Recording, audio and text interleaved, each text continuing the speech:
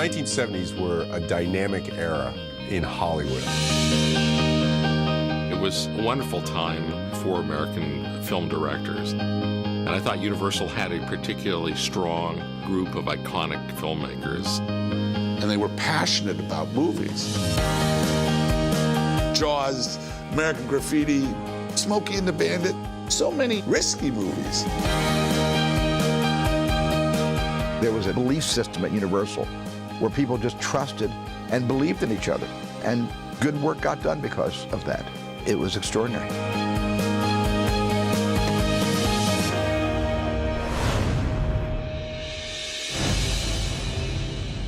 If you look back at the 70s, you know where the action was, and you look at these gritty character films, and it was such a clear time for great, epic character storytelling. High Plains Drifter. It's fantastic. There's things like The Sting. It's a great story. It's a wonderful movie. It has that cinematic rug pulling that happens. The Sting was Paul Newman and Robert Redford at their best. The great Henry Gondor. They have very different acting styles. You know, Newman, it was very improvisational. Every take would be different.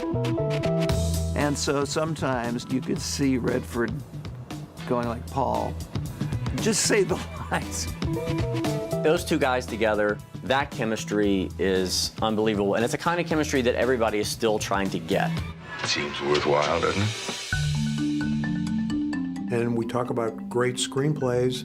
They don't get any better than The Sting in terms of little things that are set up and places where they reverse things on you. And it's just wonderful. It took me about 6 months to write the first draft, but when I got the idea about the fake FBI, that's when it all sort of came together, and I knew, I can sting the audience as well. So that was part of the fun of it.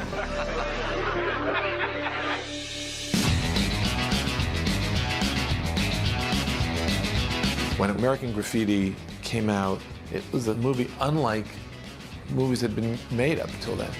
It had no movie stars, it wasn't a musical, but it almost moved like a musical.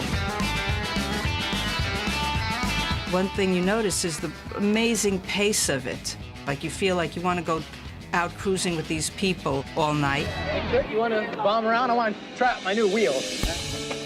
But when you look at it carefully, you realize that you're following a bunch of plots, and like any great ensemble movie, it's all woven together, and everybody has an arc. They have heart. I just saw a vision. I saw a goddess. Come on, you gotta catch up to her. I think what was really special about American Graffiti was 1973 was a really tough time in America. We'd survived 2 Kennedy assassinations, Martin Luther King assassination, the Vietnam War, the Civil Rights Movement. And American Graffiti transported us back to a time of innocence and when things were good in America. And it gave us a romantic moment to feel good about the country.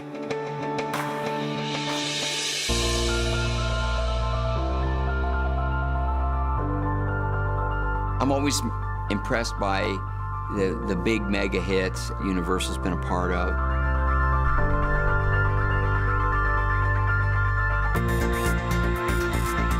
But also some great comedy has come out of that company. The new phone book's here! The new phone book's here! Well, I wish I could get that excited about luck. Things are going to start happening to me now. The Jerk was one of the most important movies of my entire childhood. I was a gigantic Steve Martin fan, and then The Jerk comes out. Marie! Marie!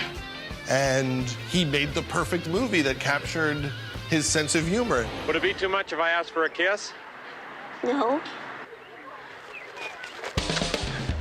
There are so many great lines in The Jerk. The new phone books are here. Die, gas pumper. Die, gas pumper! You try and say that without laughing.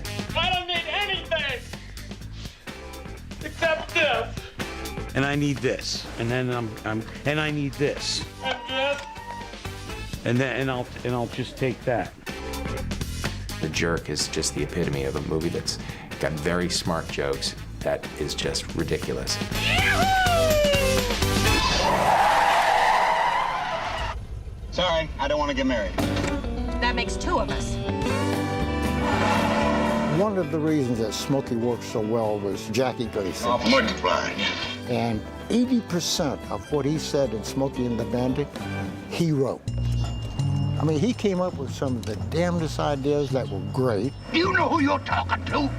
I happen to be Buford T. Justice. He kind of captures the American sensibility of what Southern justice really was like, and you could tell he's having fun.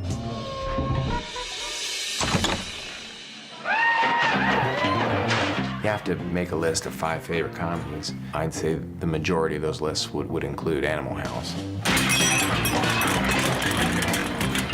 Well, first of all, the script was very funny. I mean, it was truly funny. Your Delta Tau Chi name is Pinto. Why Pinto? Why not? John was so powerful. Just the first day working with him, I took away, I'd say 30 or 40% of his dialogue. Because he had that wonderful face. He could just convey thoughts and ideas just with a look, that eyebrow. Animal House, it goes for it comedically. It went for it in terms of, you know, sex and language and just anarchy.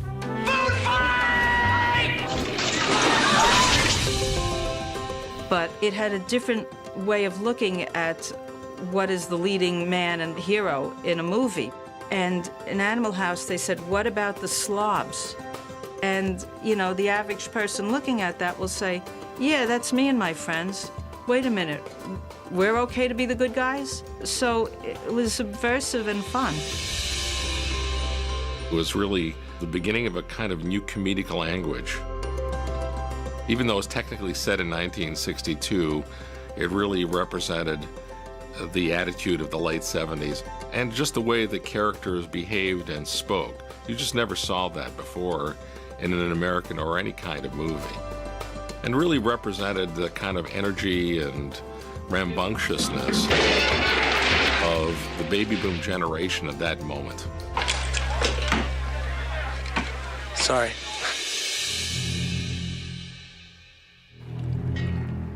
When I was growing up, we spent part of our time in New York City and part of our time in Sag Harbor, which is a small seaside town. We lived on a boat.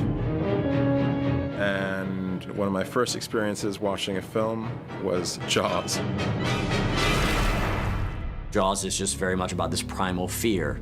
But obviously the making of that movie is kind of legendary as to how problematic it was. The idea of shooting on real water, it just is nuts. The whole front's moving. By the time we're ready to shoot that way, it's going to be all the way down there. The second we committed to the ocean with a mechanical shark, which only worked periodically, that's when I saw we were going to be there for a long, long time.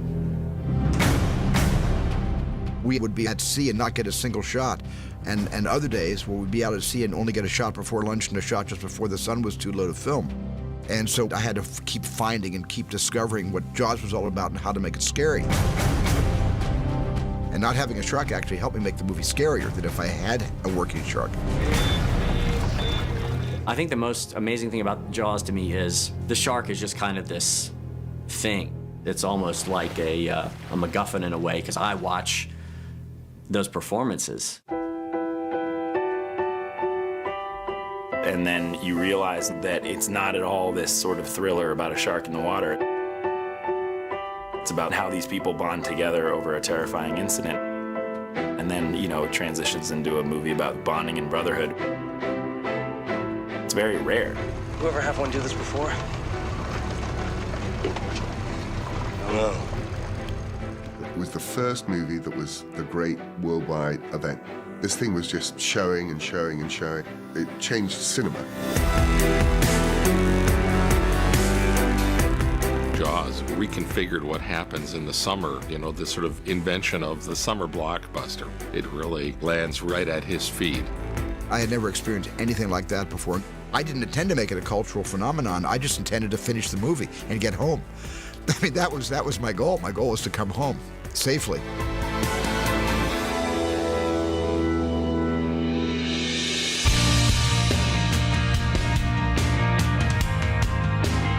In hindsight, I can see that I was making pictures in Hollywood system at an amazingly fertile time. We knew we had something special, and it was wonderful to be on that campus, to know that I'm in the same place as these spectacular artists. It just must be in the Universal Book of Rules or something, page 1. Is it a good story? Make that movie. It's fantastic.